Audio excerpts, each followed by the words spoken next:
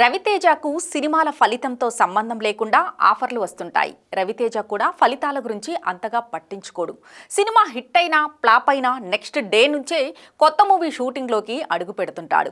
అలాంటి రవితేజకు షూటింగ్లో గాయాలయ్యాయి. 6 వారాల పాటు రెస్ట్ తీసుకోవాల్సి ఉంటుందని వైద్యులు సూచించారట. తన 75వ సినిమాకు సంబంధించిన షూట్లో ఈ గాయమైందని తెలుస్తోంది. మిస్టర్ బచ్చన్కు డిజాస్టర్ టాక్ వచ్చిన సంగతి తెలిసిందే.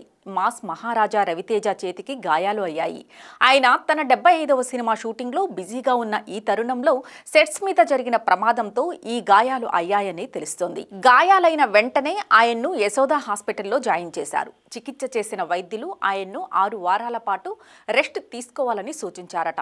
రవితేజకు గాయాలు అన్న వార్త బయటకు రావడంతో ఒక్కసారిగా అభిమానులు ఆందోళన చెందారు. అయితే నిన్న షూటింగ్లో గాయమైందట. ఆ చిన్న గాయమే కదా అని షూటింగ్ను కంటిన్యూ చేశాడట. అదే ఇప్పుడు సర్జరీ వరకు తీసుకెళ్లిందట. అలా షూటింగ్ చేయడంతో కుడి చేతికు శస్త్రచికిత్స చేయాల్సి వచ్చిందట. ఆయన ఇప్పుడు క్షేమంగానే ఉన్నాడని, విశ్రాంతి తీసుకుంటున్నాడని తెలియడంతో అభిమానులు కాస్త ఊపిరి పీల్చుకుంటున్నారు. మిస్టర్ బచ్చన్ సినిమాతో గత వారమే ఆడియన్స్ ముందుకు వచ్చాడు రవితేజ.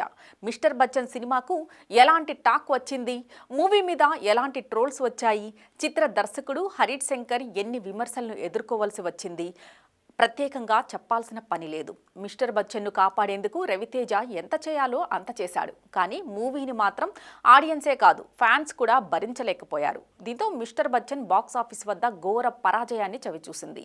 వీక్ డేస్లో సినిమా మరింత వీక్ అయిపోయింది. మిస్టర్ బచ్చన్కు డబుల్ ఇస్మార్ట్కు మినిమం కలెక్షన్లు కూడా రావటం లేదట.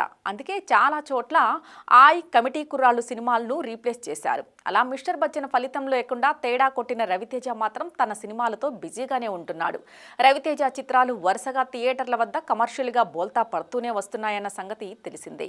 Ramarao on duty, Khiladi, Ravanasura, tiger Nageswararao, eagle వంటి ఇలా ఏ సినిమా కూడా కమర్షియల్గా విజయం సాధించలేకపోయాయి.